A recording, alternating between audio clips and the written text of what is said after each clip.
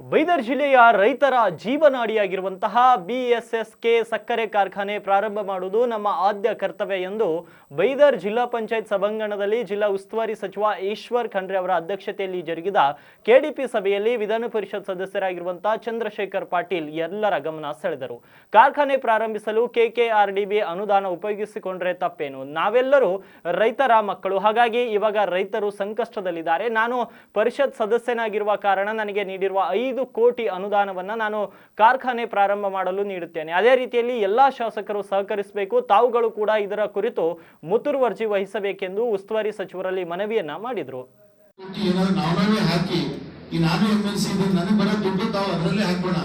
ಹಾಕಿ ಪುನರಚನೆ ಮಾಡಿ ಏನಾದರೂ ಸ್ಟಾರ್ಟ್ ಮಾಡಿದ್ರೆ ಜನರಿಗೆ ರೈತರಿಗೆ ಒಳ್ಳೇದಾಗ್ತದೆ. ಯಾಕೆ ನಾವು ಮಾಡಬಾರ್ದು ಸರ್ ಇದು?